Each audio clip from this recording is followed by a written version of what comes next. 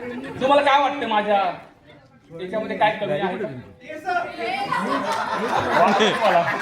वाटलं तुम्हाला हेच म्हणणार आहे, पण बाकी तर व्यवस्थित दिसतो ना मी, भारी दिसतोय ना? हा, पण तरीही केसाची कमी वाटते, बरोबर आहे? मग हीच कमी तुमच्यामध्ये येऊ नये म्हणून मी काहीतरी गोष्टी सांगेन तुम्हाला. ज्यांचे केस गेलेत, ज्यांचे जात आहेत आणि ज्यांचे 1-2 वर्षामध्ये बऱ्यापैकी सोडून जाणार आहेत, अशा लोकांसाठी भरपूर गोष्टी मी तुम्हाला सांगणार आहे. मित्रांनो, एक रामबाण विलाज मी आणलेला आहे आणि तो मी तुम्हाला देणार आहे. आणि काय सर? हा, आता ही गोष्ट मात्र काय झालं, माझे केस पूर्ण गेल्यानंतर हा विलाज मला मिळाला, पण याचा त्रास काय आहे हा मला कळलेला आहे आणि म्हणून दुसऱ्याला तो त्रास होऊ नये म्हणून मी हा विलाज तुमच्यासाठी आणलेला. तर मी थोडीशी स्टोरी सांगतो, म्हणजे तुम्हाला कळेल की कसा त्रास होतो ज्यांचे केस जातात आणि ते पण लग्नाच्या अगोदर जातात. मग किती त्रास होत असेल. मला खूप त्रास होत होता, पण बायको, पण त्याचं मी सोल्युशन अगोदरच निवडलेलं होतं सर.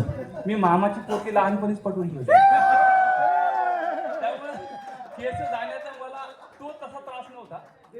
पण मी एक स्टोरी सांगतो तुम्हाला की कशा पद्धतीने केसाचे टप्पे होते. जसे पोट आल्याचे टप्पे असतात बघा, की पोट जेव्हा येतं तेव्हा असं बाहेर यायला लागतं ना, तेव्हा कोणी म्हणलं अहो थोडेसे जाड झालात तुम्ही. कुठे काय पण आल्याच्या नंतर कसं असतं, थोडं तर एवढं तर कोणाला असतं.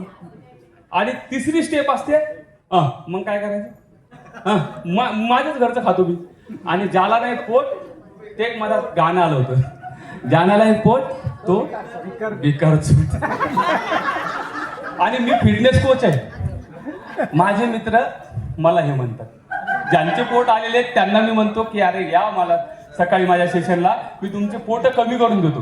ते म्हणतात ज्याला नाही पोट तो भिकारचोट, म्हणजे मलाच भिकारचोट म्हणतात ते, त्यांना बोलणं. तर माझी स्टोरी अशी आहे, 11वी-12वीला असताना माझे केस जायला सुरुवात झाली. इतके सुंदर केस होते, तुम्हाला काय सांगू. जास्त इमॅजिनेशन करू नका, कारण आता एकही नाही राहिला, त्यामुळे तुमचं इमॅजिनेशन काम नाही करणार. इतकं चांगलं ते चांगले होते, मी सांगतोय त्याच्यावर विश्वास ठेवा. आता त्यावेळेला मी खूप जास्त कंगवा वापरायचो, इतका कंगवा वापरायचो, केस इतके भारी होते म्हणूनच कंगवा वापरायचो ना मी. माझ्या ग्रुपमध्ये फक्त माझ्याचकडे कंगवा असायचा आणि सर्व मित्र मला कंगवा माहिती. विचार करा किती चांगले केस असते. आणि मी केस इतके विंचरायचो, नेहमी गाडीवर जाताना ते असे पुन्हा आरशामध्ये बघून विंचरत राहायचो. इतका कंगवा वापरला की आता कंगवा वापरायची गरजच पडत नाही. आणि मग काय झालं, केस जायला लागले, नंतर मग वेगवेगळे विलाज यायला लागले. हे म्हणतो हे तेल वापर, महाभुंगराज तेल, Kesh King, almond oil, jasmine oil, सगळे तेल वापरले. ते अमिताभ बच्चनचं ते पण वापरलं. नवरत्न तेल, काय थंडा मतलब काय नाही, थंडा कूल. ते वापरताना काय झालं, बरं वाटायचं, चुनचुन करायचं थोडंसं, वापरला असेल, पण त्याने काही फरक पडला नाही. मग नंतर वेगवेगळ्या गोष्टी मी केल्या. त्याच्यानंतर कोणी म्हणायचं रात्री दही लाव, मी दही सुद्धा लावले. कोणी म्हणे लिंबाचा पाला लाव, मी लिंबाचा पाला लावलाय. आता याच्यानंतरची गोष्ट, एकाने तर गाईचं शेण लावायला सांगितलं. तुम्हाला काय वाटतं, मी लावलं असेल? तेही लावलं. पण मला त्याच्यानंतर खूप जास्त असं वाटलं, ज्या वेळेला मी केस येण्याची अपेक्षा सोडून दिली, त्यावेळेला मी जेव्हा विचार करत होतो की बरं झालं त्यावेळेला कोणी शेण खायला नाही सांगितलं, नाही तर तेही खाल्लं असतं मी. कारण त्यावेळेला इतकं मी केसांच्या याच्यामध्ये होतो की केस पाहिजेतच होते मला. आता इतके उपाय केल्याच्या नंतर मी गेलो डॉक्टरांकडे, कारण विलाज आता झालाय, सगळ्या गोष्टी करून झाल्यात, आता डॉक्टरकडे जायचं. मग डॉक्टरकडे गेलो. ज्या डॉक्टरकडे फेमस डॉक्टर होता, डॉक्टरकडे गेल्याच्या नंतर बाहेर खूप लोक बसलेली. मला 1.5 तास लागला डॉक्टरपर्यंत जाण्यासाठी. आणि मग विचार करतो खूप चांगला डॉक्टर आहे, आता मात्र आपल्याला केस येणार. आणि जेव्हा एंट्री केली आतमध्ये, डॉक्टरची खुर्ची अशी होती, जेव्हा ते असे झाले त्यावेळेला डॉक्टरच टाकले होते. मला माझा कॉन्फिडन्स तिथे डाऊन झाला. असं म्हणत होते सर्व की डॉक्टर खूप हुशार आहेत, पण ज्यांना केस नाहीये त्यांच्याकडनं कसा विलास करणार ना मी. मग मी तिथून पळालो आणि मला दुसरे डॉक्टर भेटले, डॉक्टर देसाई. मग त्यांच्याकडे मी गेलो. त्यांनी खूप सारे विलास मला म्हणजे वेगवेगळ्या गोष्टी केल्या. आणि इतक्या गोष्टी केल्यानंतर मलाही वाटायला लागलं की नाही केस येतील आता. आणि ते असे सांगायचे की बघा सर फरक पडला, बघा बघा थोडे थोडे केस यायला लागले. आता काय ते समजणार ना इतकं तरी. आणि बऱ्यापैकी केस गेलेले होते. आणि नंतर 2 वर्ष झाल्याच्या नंतर डॉक्टर मला म्हणाले की सर बहुतेक, म्हणजे मीच डॉक्टरला म्हणालो सर हे काही फरक पडत नाहीये, 2 वर्ष झाले, खूप जास्त खर्च झालाय. डॉक्टर मला म्हणाले सर तुमच्या वडिलांना केस आहेत का? मी म्हणालो सर माझ्या वडिलांना नाही, खूप अगोदर गेले. माझ्या वडिलांनाच काय, माझ्या आजोबांचे पण खूप अगोदर गेले होते. तर मग डॉक्टर मला म्हणाले की सर हे जेनेटिक काहीतरी आहे, अनुवंशिकता आहे. म्हणलं हे काय असते सर? मग सर म्हणले तुमच्या वडिलांना नसतील ना तर तुमचे पण जातात, असं काही असते का? म्हणलं अहो सर हे जर 2 वर्ष अगोदर तुम्ही सांगितलं असतं तर माझे पैसे वाचले नसते का?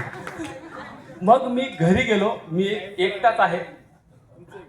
एकटाच असल्यामुळे मी वडिलांशी माझ्या खूप फ्रँक वागतो. तर त्यामुळे मी वडिलांना म्हणलं अहो पप्पा काहीतरी विलास करायचा असता हो, तुमचे राहिले असते तर माझे राहिले असते. आणि म्हणून नंतर मी पुन्हा प्रयत्न केला की नाही आता माझे तरी राहायला पाहिजे, राहिले चुले, म्हणजे समोरची पिढी तरी राहील, नाही तर सर्व टकलीच व्हायला लागेल. मग मी खूप असा प्रयत्न केल्यानंतर की आले नाही. मग मी सोडून दिलं. मग 2 गोष्टी उरतात याच्यामध्ये, एक ट्रान्सप्लांट होते आणि दुसरी गोष्ट की तुम्ही वीग लावू शकता. ट्रान्सप्लांटचे 2015ची गोष्ट आहे.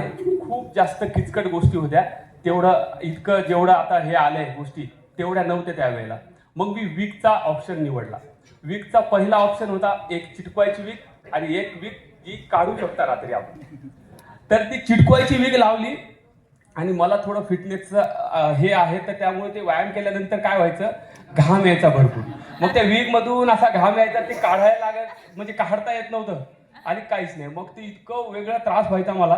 नंतर मी काय केलं, ती निघणारी वीग आणली ज्याला क्लिप असतात, ज्या क्लिप आपण रात्री काढू शकतो. मी रात्री गेल्याच्या नंतर जेव्हा क्लिप काढायचो आणि ज्या वेळेला फ्रेश होऊन आरशामध्ये मी बघायचो, मला ते इतकं वेगळं वाटायचं. कारण इकडनं असायचे ओरिजिनल केस एवढे आणि हे पूर्ण टक्कल असं ते केलेलं, ते इतकं वेगळं वाटायचं. माझा रूम पार्टनर हसायचा. मग असं वाटायचं की काय, मी ओरिजिनल केसांना सुद्धा शॅम्पू कधी वापरलेला नव्हता. त्यावेळेला मी लोरियलचं ते असायचं, मला माहित नाही शॅम्पूचे नाव, लोरियलचा शॅम्पू आणला. त्याच्यामध्ये लोरियलचं सिरम आणलं, ज्याचं किंमत 700 रुपये होती. आणि तुम्ही केसाला हे कसे लावता शॅम्पू, असे तुम्हाला दिसतात का केस? नाही, मी माझे केस असे नाही.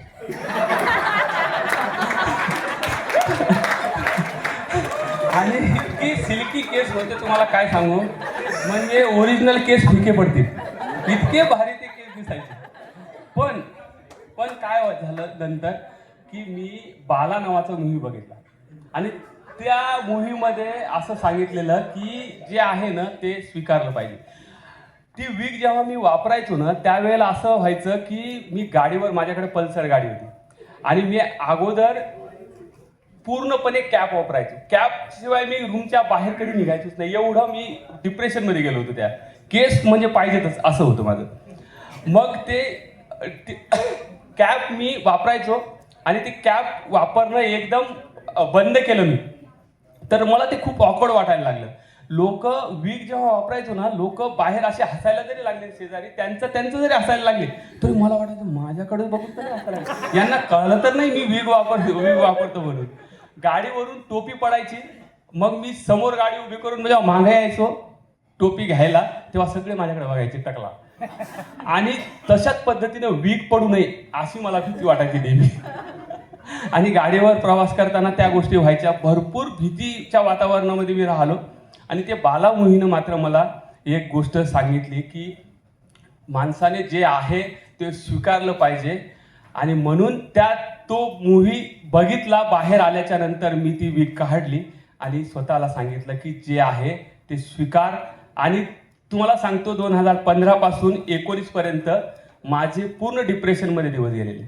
आणि 2020च्या नंतर जेव्हापासून मी असं राहायला लागलो, असंच राहतो मी आता, मला खूप जास्त कॉन्फिडन्स बिल्ड झाला आणि गोष्टीमधून बाहेर आलो. मला एवढंच या गोष्टीमधून सांगायचंय, प्रत्येकाला काही ना काही कमी असतं.